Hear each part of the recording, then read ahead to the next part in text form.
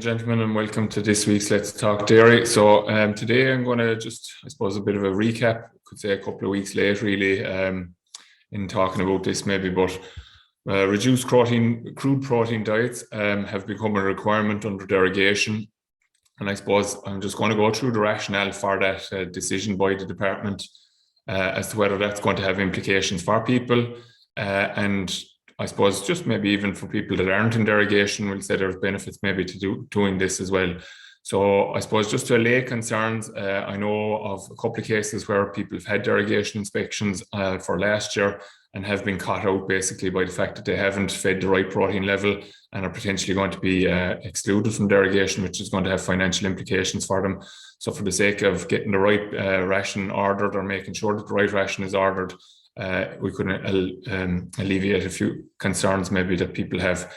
So I'm just going to go through a few slides here. As I said, it's actually a requirement since 2020 as part of the review of the derogation there a few years ago. They started at 16% and in 2021 they reduced it to 15%. And I'll just go through that. So I'm just, as I said, we're talking about reduced crude protein diets. The derogation requirement brought it in basically that you cannot feed more than 15% in concentrate feedstuffs to grazing livestock on your holding between the 1st of April and the 15th of September. And the records of the crude protein content of concentrate feedstuffs will have to be kept in accordance with Article 23 1J as outlined by the nitrates derogation plan. So that's the reason for talking about this in the first place. And I suppose what stock does it apply to is probably the most important thing for people to know. So generally speaking, we're talking about dairy diets from a dairy point of view. I wouldn't expect that it would be a major concern for people that have cattle, because generally speaking, we wouldn't be feeding high levels of protein to stock that are over 2 years of age.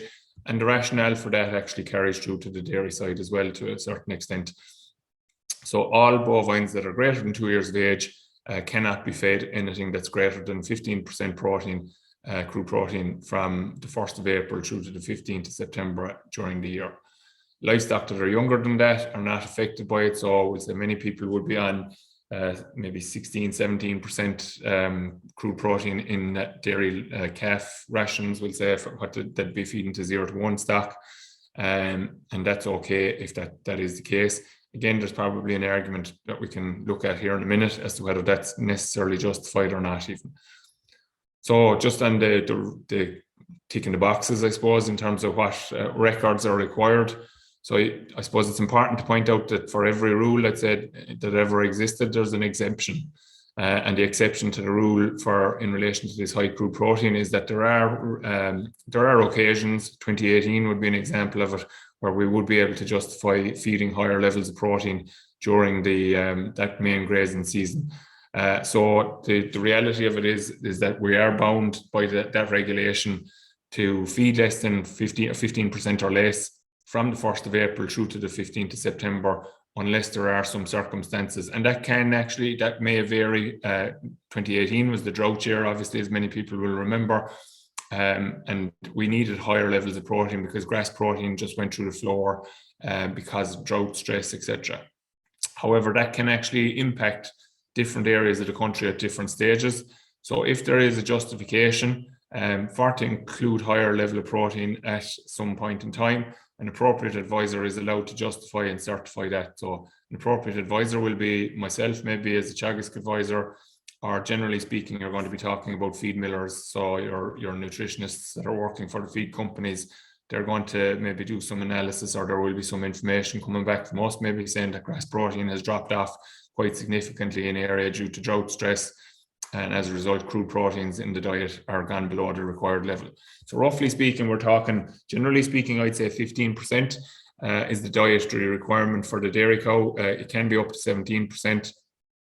And so that's generally the reason that you're not looking for high levels of protein in the diet and during that period is that you're on a fairly high level of grass consumed for most part, for anywhere from 3/4 up to maybe 90% of the diet coming from grazed grass. And when that is the case, there's actually quite a sufficient level of crude protein available. So we're talking about grass having a crude protein content of anywhere between 16% to 28%, depending on the stage of the year. This time of the year, we're well around the 20s, 22 marks, no problem. So there's quite an adequate amount of protein going into the diet, and therefore there's no justification for feeding excess. In terms of the records that you have to keep, so there's the quantities of the feeds that you fed, and actually individual invoices are being required to prove, I suppose, that each quantity or each load that came had a particular protein level in it. And the type obviously is dictating that then as well. So that's the quantity and the type are more or less the one thing in terms of how much of what type of feed did you get. And I suppose the tricky thing here is maybe retaining these for 5 years. Feed compounders mightn't particularly like me saying it, but in general, they should be able to provide that data going back for those years if people will require it. So just moving on to the next piece then. So what are the implications of this rule? I suppose if you're operating in a grass-based system, generally speaking, you're not looking at any.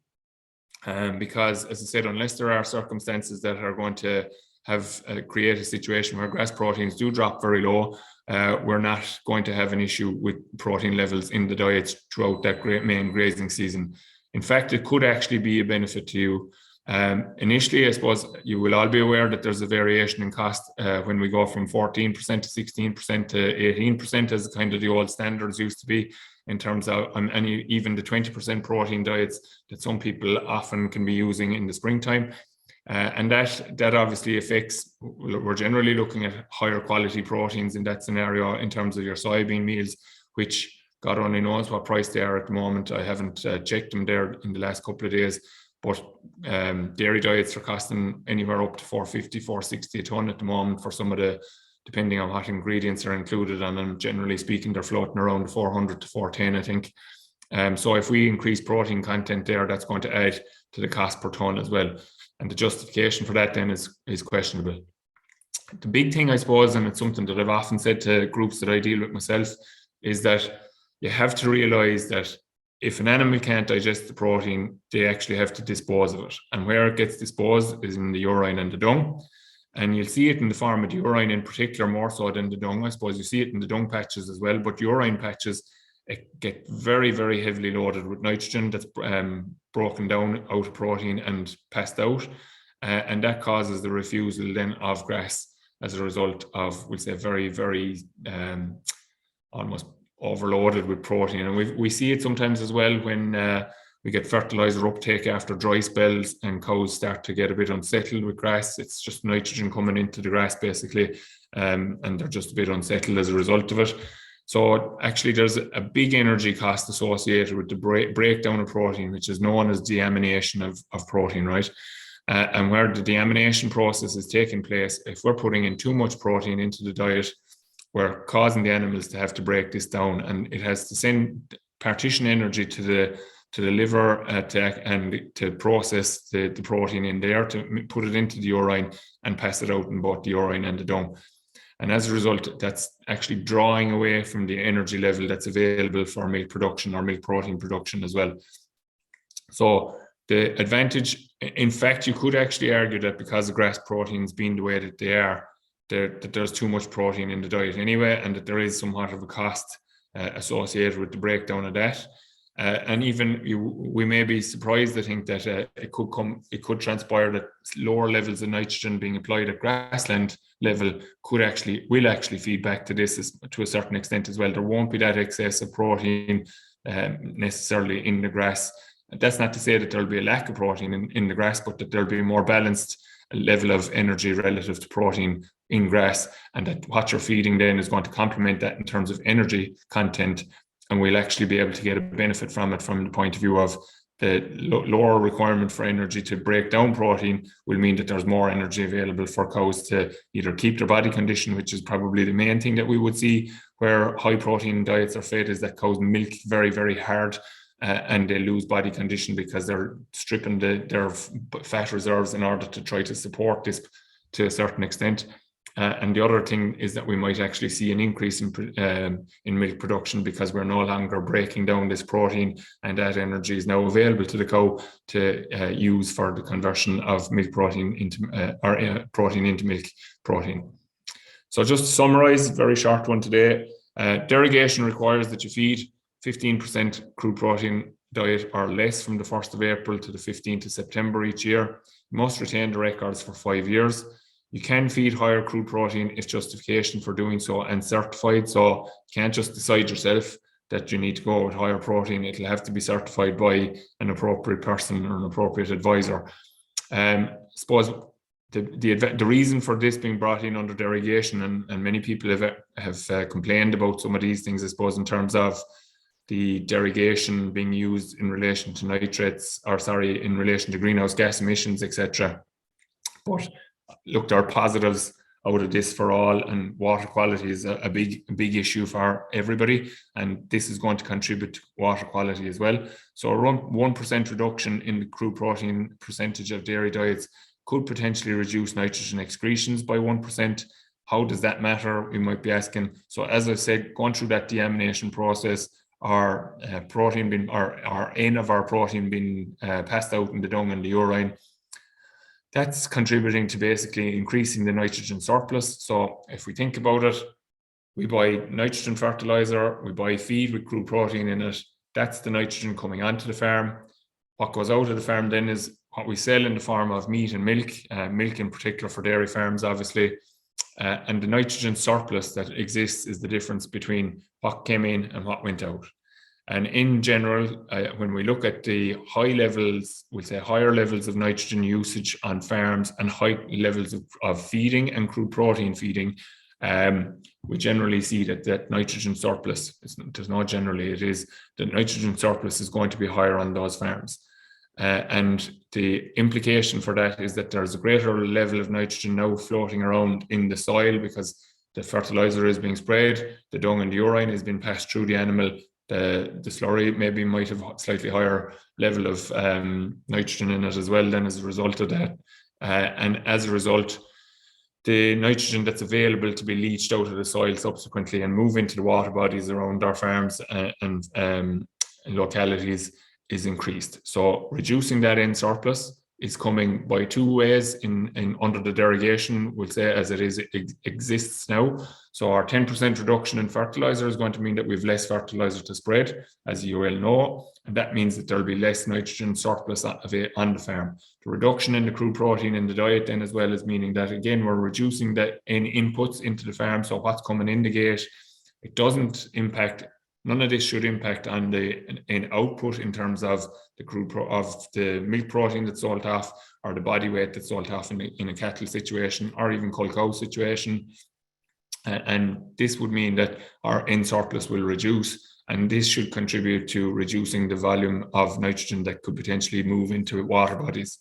The other advantage then is, as I said, some people are complaining maybe about the derogation being used in terms of greenhouse gas and ammonia emissions, we'll say, so the kind of gas emissions associated with agriculture, but this is just an offshoot of it or an advantage of it, that 1% reduction in crude protein could potentially be reducing greenhouse gas and ammonia emissions by 5% as well.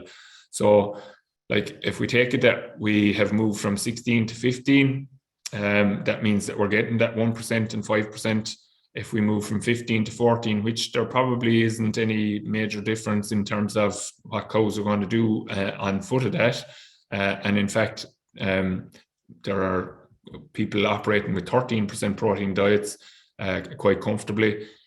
All things being equal, we can actually achieve a further reduction in terms of the nitrogen losses there, I suppose, and a further reduction in greenhouse gas and ammonia emissions as well.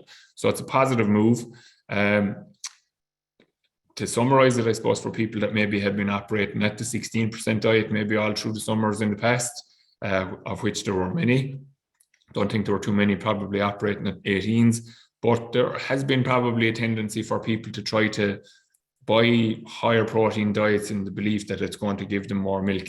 It does give them more milk in terms of volume potentially, or it can give you more milk in terms of volume, but it comes at a severe cost to cows in terms of body condition. So lowering that protein doesn't necessarily have to reduce your milk output, but it will actually help maintain your cow's body condition, which will have a knock-on effect for fertility. We often get people asking questions about high levels of milk urea nitrogen and how that's impacting on embryo losses, etc. And again, all of the reductions in terms of fertilizer and this implement here or this ruling here in terms of the 15% crude protein is actually going to be a benefit in terms of reducing the amount of almost luxury nitrogen that's sloshing around inside the cow at this time of year. And while I have already said that the grass protein can actually be at a level that's possibly in excess, it doesn't seem to have the same effect as it would have in a house situation if we were loading in protein into a diet. It seems to have a different effect in a grazing system. There's just something about the way grass is metabolized that means it doesn't seem to have the same effect.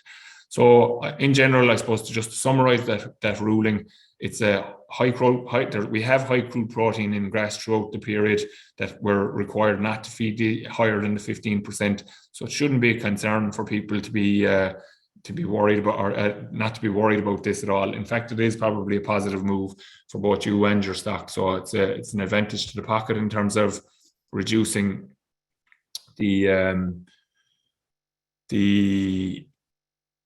requirement for protein. So just a question in there, not exactly on the topic as the person has put it. So can I explain the dip in milk fat that occurs in April, May, fat percentage nearly as low as protein percentage?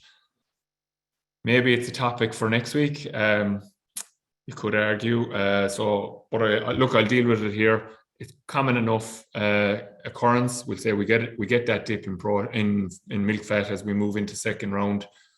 Generally speaking, higher PDs for fat and in dairy herds will mitigate against it to a certain extent. It doesn't eliminate it, so it does occur. However, herds that have a high percentage fat protein percentage, a high predicted transmissibility in their genetics for fat are far more robust against this. So they get a dip, it's very short-lived, they recover and they get back to normal. Herds that have lower PDs for protein or for fat generally, and some of them can be very extreme, can be very significantly affected for quite a period of time. And as the questioner has pointed out there, milk fats can drop as low as milk proteins for a period of time. Generally speaking, it's driven by the two things really. You're gone into a lusher, softer type of grass maybe, and also around this time of year, we tend to get the kind of maybe harsher, drier weather, and there's a waxiness can come on grass. And basically what it is an adjustment in kind of a self-preservation method. Many people will see grass going slightly purple at the tips as well at the moment. That's all part of that self-preservation mode that it's in because it's under a bit of stress at the moment because of kind of colder, harsh, frosty nights maybe. And as I said, quite a significant east wind around this part of the country of late. And it causes the fatty acid profile of grass to change somewhat. And basically the rumen has to adjust to deal with that. And for some reason, the genetics is a key part to dealing with it. So selecting hard to improve fat percentages in your herd is an important method to trying to mitigate against that drop in milk fat in the future. Lots of people get very bothered about acidosis and so forth. It generally isn't related to acidosis, to be honest. And we actually, there's a small little bit of work after been done in Moore Park last year that I'm hoping to get my hands on there. No, it's just for 1 year's data. So it's trying to mimic the exact concerns that you've raised there in terms of milk fat drop. And it's just showing that the initial stuff will be showing that there's been no impact in rumen health, which is a big concern that a lot of people have when they see these milk fats dropping. Generally, look, if people are worried about it, I suppose a little bit of hay or a little bit of straw available if people are concerned. my experience of that in the past is that cows will pick away a little bit of it, but they won't pick a lot of it because it's not a rumen health issue. If it is a rumen health issue, you will find that they will go through a significant quantity of straw or hay in order to try to get enough fiber into their diet, basically, to try to create the buffering conditions that they need in their rumen to try to deal with the acidosis issue. If there is a significant issue with acidosis, and as I said, it's very rare, your vet will probably be telling you about it because you'll have cows that are quite sick with it. And a buffer may be potentially required in that situation. So look, as I said, I might come back to that a little bit late, maybe covering it.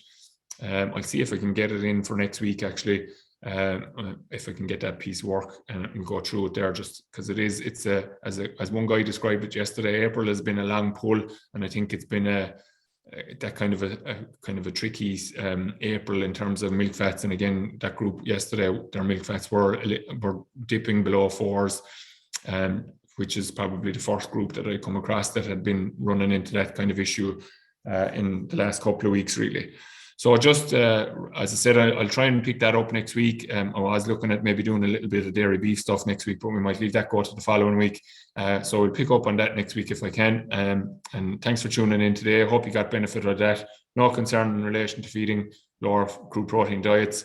Drive on. Make sure that you order. Generally speaking, the compounder shouldn't be issuing you anything else. I know on one particular co-op in this area that they're no longer doing a 14 and a 16. They're all 15. Or less, so you can get lower if you want it, but you won't be able to get a 16 anyway because it won't be available. So that's an important point. As I said, one person that I know of has been caught out by that and is in potential danger zone of being excluded from derogation, which is obviously going to have implications. So thanks for tuning in. I wish you all well for the week, and we'll talk to you next week. Thank you.